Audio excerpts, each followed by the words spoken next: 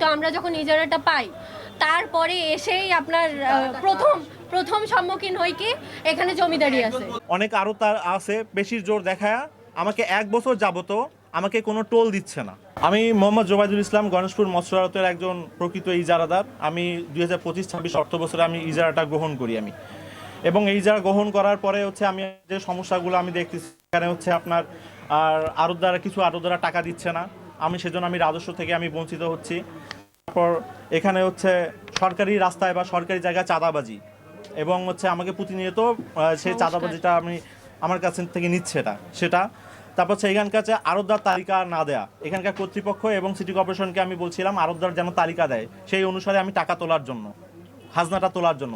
সেই হিসেবে ওরা কোনো হচ্ছে তালিকা দিচ্ছে না, এবং অবৈধ সিন্ডিকেটের প্রতিনিয়ত হয়রানি, এবং হচ্ছে আরও সংস্কারের যে ব্যাপারটা যেটা হচ্ছে এই আরও সংস্কারের কারণে যে আমি যে ক্ষতির সম্মুখীন হচ্ছি সেটা যেন আমাকে রংপুর সিটি কর্পোরেশন ক্ষতিপূরণটা দেয়।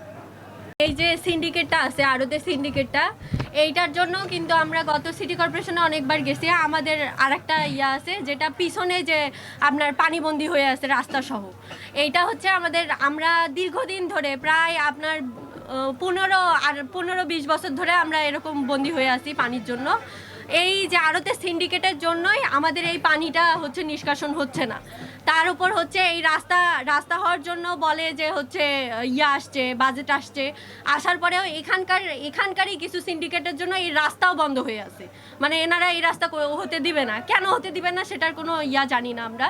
তারপর হচ্ছে আপনার এই আড়তের জন্য পিছনে যে হচ্ছে আপনার যারা বসবাস করে তাদের যে হচ্ছে এই যে কষ্ট আমরা হচ্ছে এখানে হচ্ছে আমরা যে নিছি ইজারাটা আমরাও নিছি, কিন্তু আমরা নেওয়ার কারণে আমাদের ওপর এইটা করে হিংসা করে এই রাস্তাটা হতে দিচ্ছে না। হচ্ছে আমাদের হচ্ছে এই যে রাস্তাটা এবং ড্রেনটা যাতে খুব তাড়াতাড়ি করে দেয়া হয়, আমরা পানিবন্দী হয়ে আছি। এবং হচ্ছে আরও একটা জিনিস চাই, যেহেতু আমরা ইজারাদার, সেহেতু আমি চাই যে হচ্ছে আমাদের ইজারার যাতে ক্ষতিপূরণটা দেয়া হয়। আমরা অনেক অনেক ক্ষতির সম্মুখীন হয়েছি। ছিল 30 লাখ, কিন্তু ওখানে 30 লাখ না দেওয়ার পরে আমি 41 লাখ টাকা দিই, এটা আমার ভুল হয়ে গেছে এটা একটা। তো ভুল হওয়ার পরে আমি এটা রংপুর সিটি কর্পোরেশনে আমি হচ্ছে অবগত জানাই। তখন হচ্ছে আপনার প্রধান নির্বাহী কর্মকর্তা ছিলেন হচ্ছে উম্মে ফাতেমা ম্যাডাম ছিল। তো ওনাকে জানাই যে আমি এটা নিব না, আমি এই এত টাকা দিয়ে আমি এই বাজার, যেহেতু এই বাজারের 41 লক্ষ টাকা এটা বাজার মূল্য না এই আড়ত হিসাবে। তো আমি হচ্ছে ওনারা যেহেতু বলে যে আপনাকে এটা নিতে হবে, না নিলে আপনি যে প্রথম দেখায় আমি যে অ্যাডভান্স যে দিছিলাম 9-10 লক্ষ টাকা, ওটা হচ্ছে আপনার টোল নেওয়ার আগেই এটা আপনার অ্যাডভান্স দিতে হয় আর কি, বিডি যেটা।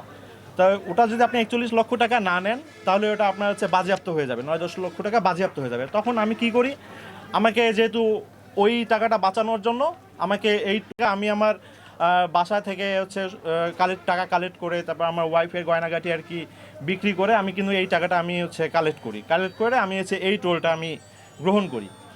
এবং যে সমস্যাটা দেখা দেয় যে আমি এই টোলটা গ্রহণ করার পরে হচ্ছে এখানে বাজারে অনেক সমস্যা দেখা দেয়।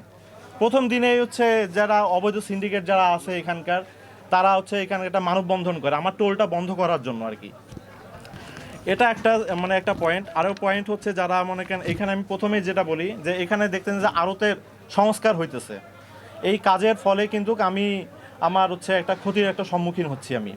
এখানে আপনারা একটু দেখতে পারেন যে এখানে বাজারে এখানে মাটির ঢিপি দিয়ে রাখছে, এখানে কিছুদিন আগে গর্ত করা ছিল, যেহেতু সেইখানে কিন্তু পাইকারের কিন্তু উপস্থিতি একেবারে অনেক হারে কমে গেছে। প্লাস এখানকার যে আপনার মাছের গাড়ি যেগুলো আসতো সেগুলো মনে করেন যে এখানে অনেক হারে কমে গেছে, পাইতেছে না। সেহেতু আমারও তো তারা তো ব্যবসা না করতে পারলে আমারও তো ব্যবসা হবে না। এখানে আমার টোলে একটা আমি ক্ষতির সম্মুখীন হচ্ছি। তো যখন এই আড়তের সংস্কার কাজটা যখন শুরু হয় তখন 3-4 মাস আগেরকার কাহিনী। তো হচ্ছে এইখানে আপনার হচ্ছে কন্ট্রাক্টর, তারপর এখানকার যে আমার জানা মতে এখানকে বিএনপির হচ্ছে যুবদলের মুরাদ আঙ্কেল, উনি আমাকে কথা দিছিল যে এই কাজটা শুরু করতে দাও, তোমার ক্ষতিপূরণ আমি দেখে নিব, এখন তোমার ক্ষতিপূরণ আমি। কিন্তু এরপরে যখন 3-4 মাস আমি এই যে রিসেন্ট কাহিনী যখন আমি ওনাদের দ্বারস্থ হই বা হচ্ছে সিটি কর্পোরেশনে যাই, আমি কোনো হচ্ছে প্রতি উত্তর কোনো পাই না। বা আমি দরখাস্ত দিয়েছিলাম, আমি ক্ষতিপূরণের জন্য দরখাস্ত দিয়েছিলাম, তারা কোনো আমাকে প্রতি উত্তর কি জানাই নাই। এখানকার আরও অসুবিধা যেটা হচ্ছে আমাদের এখানে হচ্ছে সরকার, আমি যে এখানকার যে ইজারাদার, এই ইজারাদার হাঁটার কারণে, এই রাস্তা হাঁটার কারণে আমাকে চাঁদা দিতে হয় প্রতিদিন 300 টাকা। ওইদিকে হচ্ছে রাস্তাও ওখানে আমার আছে, রাস্তা ওইখানে ব্যবসা করে, অনেক পাইকার ব্যবসা করে, ওখানে আমি 100 টাকা করে দিতে হয়, অথচ হলো সরকারি জায়গা। এই রাস্তাটা ব্যবহার করলে আমাকে 300 টাকা দিতে হয়, কেননা হচ্ছে আমি তো ইজারাদার এখানকার, এখান তো আরও তো অনেক পরিচালনা কমিটি আছে, তো ওরাও তো হচ্ছে এখানকার ব্যবসায়ীরা, তাহলে ওরা কেন দিবে না, আমি কেন দিব? এটা এই 300 টাকা কেন আমি দিব, একাই কেন দিব ইজারাদার? এটা একটা চাঁদাবাজির একটা বিষয়। তার এই চাঁদাটা আগে থেকেই আসছে, এখানকার যাদের রাস্তা তারা এখানে নিচ্ছে ওটা। জি জি, ল্যান্ড মালিক। কিন্তু ল্যান্ড মালিক কিন্তু সিটি কর্পোরেশন, তারা বলে যে আমরা ল্যান্ড মালিক, কিন্তু আমরা যখন ইজারাটা পাই তারপরে এসেই আপনার প্রথম সম্মুখীন হই কি এখানে জমিদারি আছে।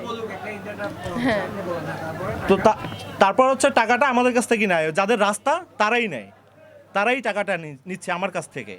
কিন্তু আমার কথা হচ্ছে যে আমি এখানকার তো আমি একাই ব্যবসায়ী না, আমি তো 1 বছরের জন্য আসছি। এখানকার যারা ব্যবসায়ী আড়তদার, যারা এখানকার এই আড়তটা পরিচালনা করে, তাদের কাছ থেকে কেন এই টাকাটাও নেওয়া হয় না? সবসময় ইজারাদারের উপরও কেন? এটা আমার একটা প্রশ্ন। আর হচ্ছে আড়তের যে অনেক আড়তদার আছে, বেশির জোর দেখায় আমাকে 1 বছর যাবতও আমাকে কোনো টোল দিচ্ছে না। আমি এই ব্যাপারে আমি সিটি কর্পোরেশনকেও আমি বলছিলাম, তারা কোনো প্রত্যুত্তর দেয় নাই, কোনো সাহায্য করে না। অথচ তারা যখন আমি ইজারাটা গ্রহণ করি, তখন সিটি কর্পোরেশন আমাকে বলছিল যে আপনার যেহেতু এত টাকা, আপনাকে আমি সাহায্য করব, সব কিছু আইনগতভাবে আমি সাহায্য করব। কিন্তু আমি যখন অভিযোগগুলো দেই, তখন তারা আর কোনো কথা বলে না, তারা কোনো এখানে আসে না, তদন্তও করে না। আমি এতগুলো অভিযোগ দেই, আমাকে কেন চিঠি নিয়ে আবার তাদের কাছে যাইতে হবে? তাদের তো বাজার কমিটি আছে, তাদের তো বাজার শাখা আছে, তাদের কাছ থেকে তারা এখানে আসে তদন্ত করে তারা আমার একটা সমস্যার সমাধান করবে। কিন্তু আমাকে বারবার আমি একটা অভিযোগ নেওয়ার পরেও তারা কোনো প্রত্যুত্তর এখানে দেয় না। এরপর যারা